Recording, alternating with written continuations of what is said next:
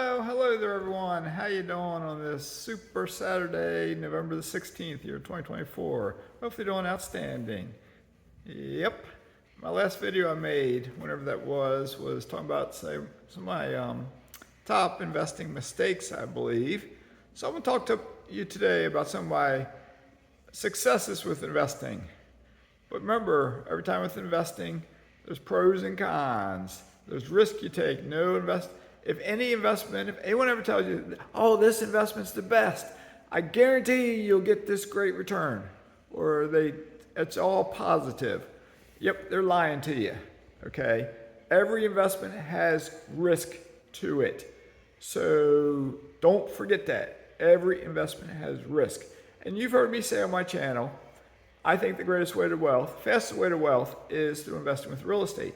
You've also heard me say, if you're going to buy real estate, it's critical you have cash reserves. Because when you buy a house, condo, whatever you buy, trust me, and you know this if you already live in a house, there's always something that needs to be repaired. And if you have tenants living in your house, you have to take care of it for them. So there's always something. And odds are, if you have tenants, they're not going to care for the house as much as you might care for your own personal house that you live in. All right, so with that being said, I'm not a financial advisor, not a CPA, not an attorney, not a doctor, not a nutritionist. I am just Mazske, the blue-collar guy, never made a lot of money in my life, who became a multi-millionaire through investing. All right, so my greatest successes with investing. Number one, these are in no particular order, but at approximately age 22, I had a roommate while living in the country of Panama in the Navy that talked to me about investing in mutual funds. I enjoyed learning about mutual funds, and I then subsequently started investing in mutual funds. Didn't know what I was doing. You didn't have to know what you were doing. You just knew how to pick mutual funds. So I did that. That was in the year 1990, I think it was, all the way up to 1999. I put money in. Well, especially when I was in the Navy. I had more money in the Navy than I did in civilian life. And I put money in monthly, $50 or so. I had 3 accounts. But then in 1999, I found the Motley Fool. And I realized that even the little guy can buy individual stocks. They had online stock brokers. And I sold my mutual funds, got the cash, transferred it to online stock brokers, and bought individual stocks. Just in time for the dot-com crash, which is fine. Because my money went down, and then over time it came back up. So it was a success with my mutual funds.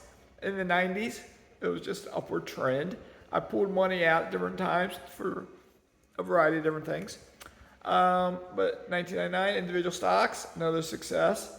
Because in 2005, with the Motley Fool, I found Stock Advisor, and I picked out one stock I bought in 2005 was Netflix. All of you know what Netflix is. A lot of you probably have Netflix. I bought Netflix stock in 2005, and I bought it again a year later. I guess it was 2006. And I sold that Netflix stock in 2014 after it had gone up pushing 2,000%, 1,700, 1,800%, whatever it was. And I took that money and I renovated the basement in my house that I lived in that desperately needed the basement to be renovated. And I had the cash to pay for it. Now, with that being said, that was also a mistake, because if I had just left the money in Netflix, I thought then Netflix, it couldn't keep going higher because it had gone so high already. I was wrong. If I had held on to it and sold it in more recent times, instead of rehabbing a basement, I probably could have bought an entire house, an expensive house, because it would have gone up. I calculated it recently. I put $1,000 into Netflix. If I held on to it till now, I think if I remember right, when I calculated the other week, I might have 600 and some thousand off of 1,000, off of a period of 2005 to 2024, almost 20 years. It's a pretty good return, but I didn't hold on to it. That's the problem with stocks sometimes. I know a lot of investors that are good with stocks. They will all tell you stories about, I got this percent with this stock or this percent with this stock. But you'll ask them sometimes what was a mistake they made, and they'll tell, I sold such and such because maybe it had a 10x return, it had a 20x return. I sold it. But if I had held on to it, I might have a 100x return or a 200x return, because stocks can do that for you sometimes. But there's no guarantee. There's risk with everything. All right. Another success. 2017, I bought my first rental house. I still own that rental house. It got me on the path to real estate. I may at times make videos about real estate costing money or bad tenants or this or that. But real estate is what propelled me to financial freedom in a very short time. 0 to 25 rentals in 4 years. I've said it plenty of times in my videos. 0 to 25 rentals in 4 years. I did not use stock money to buy my rentals, except I did buy 2 houses in self-directed IRAs that was from stock money. All the other money for the other 23 rentals came from me saving it up and then redeploying it when as I've told stories, I sold 1 house and bought 4. Sold 1 in Virginia, bought 4 up in Indiana with the proceeds from it. I also refinanced 2 properties in Virginia and bought 9 properties up in Indiana. Success, success, success. I have also, another success was when I found Troy Eckert with Eckert Land and Acquisitions. I have pictures. I think I got pictures on my channel here of me with Troy and being at some of his conferences. But that's after I found him, I started buying mineral rights acreage. I still own most of my real estate. I also own mineral rights acreage, and I like having that. Why? There's no expense. I mean, there's expense to buy it. Is there risk? Yes, there's always risk with everything. But basically, I buy it, I sit back, I wait approximately 6 months, and then I get revenue coming in every month. I have no insurance on my mineral rights acreage. It's land underground. I don't have insurance on it. I have no tenants who might damage it. I do not pay property taxes on it. There's no liability on it. No tenant's going to fall down the steps and sue me. No liability like that.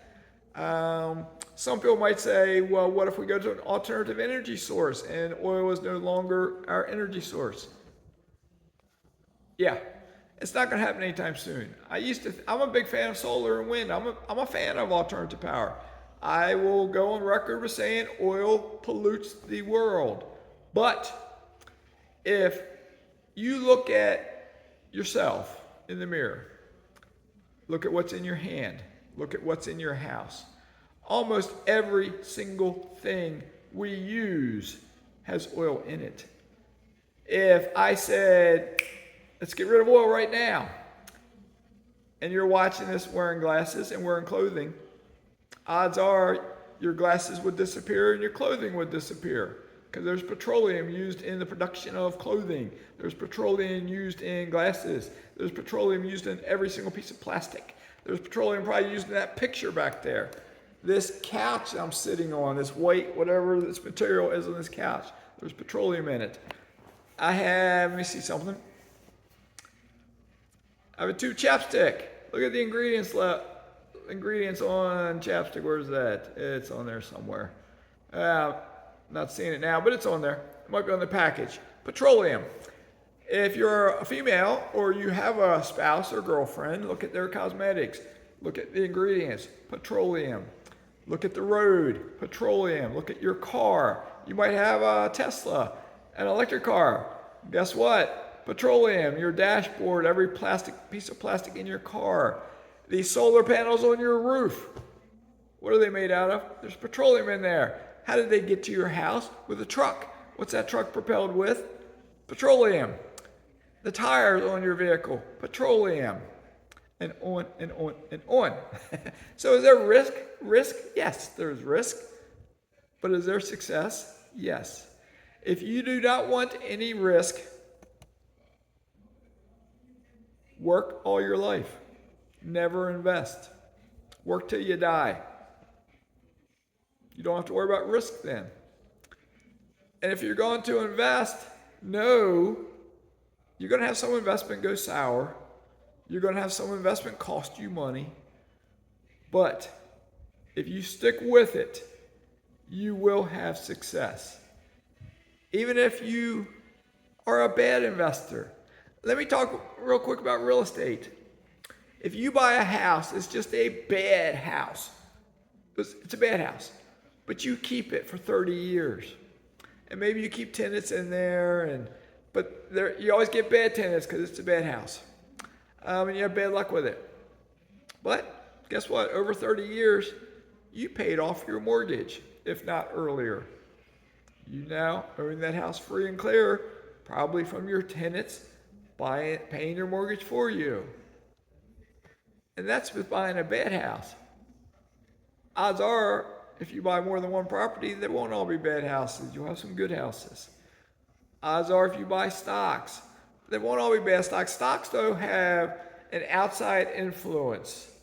The economy influences the stock market. If the economy crashes, the stock market crashes. If the economy crashes, tenants might get laid off and struggle to pay their rent. If the economy crashes, people can't afford to pay the price of gas to fill their car. Maybe they drive less, or they don't heat their houses as warm in the wintertime or as cool in the summertime so they can save money. So then my oil investment goes down just a bit. There's always risk. But if you invest, there will be success as long as you stick with it and educate yourself and learn. Because the beauty of it now, like my channel and every YouTube channel out there, you don't need them. You don't need them. All these courses, there's a bunch of courses out there, like how to buy real estate. Well, guess what? Back when I was 20 years old, people were buying real estate. There were no courses on the internet for them. They might get a book and read it, but they didn't pay for courses. You don't need courses. But yet, you will still buy them, won't you? And on and on and on. All right? So, just do it. As the old Nike saying goes, just do it. Educate yourself. Go to the library. Get a couple books on investing. Get stock books. Get real estate books. Get oil books. Look at the YouTube channels. Pick and choose.